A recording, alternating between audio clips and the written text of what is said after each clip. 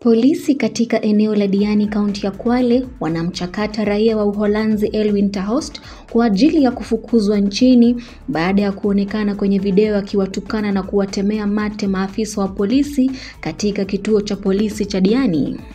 Katika video iliyosambaa mtandaoni, Horst alionekana akiwapigia kelele maafisa wa polisi kisha akaendelea kutema mate na kamasi kwa afisa wa kiume aliyekuwa kituoni humo.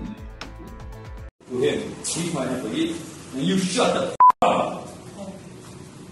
Shut the up now. Go! Get! I don't want to see your ugly face anymore. Make a sound, make a fucking orangutan move. No, you're not an orangutan. You're not a cool guy. You're just an asshole. That's all. And I want you to leave right now. Now. Out of my office. Out of my office, you fucker. Now. Leave. Leave. Leave. Leave. Leave!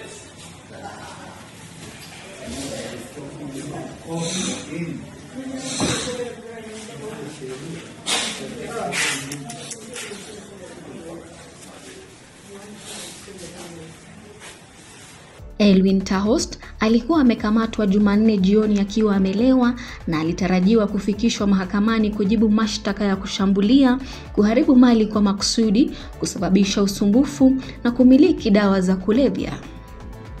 Ilithibitishwa pia kwamba alikuwa akiishi nchini kinyume na sheria, kwani pasipoti yake ilikuwa imeisha muda wa matumizi.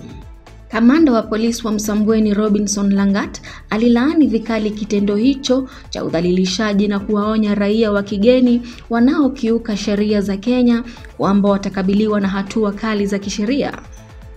Horst kwa sasa ameomba msamaha kwa matendo yake, akielezea majuto na hamu yake ya kubaki nchini Kenya. I had a psychosis. And it's not the first time you're doing that. I had a psychosis. I need my medicine. I did not have water and food for a long time. And then I get this. Let me tell you one advice. The next time you are here inside, ask for the OCS and he's going to help you. I hope so.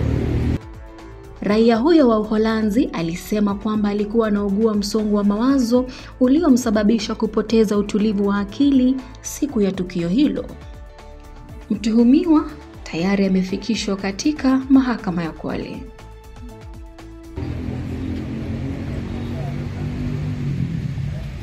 I call on the help of the people of Kenya. My name is Mufasa. I call on your help because I want to stay here. I want to live in this country, invest in this country. But why did you have to abuse your girlfriend? I have just applied for an investor permit. I want to do business here. I want to help the people of Kenya. Have some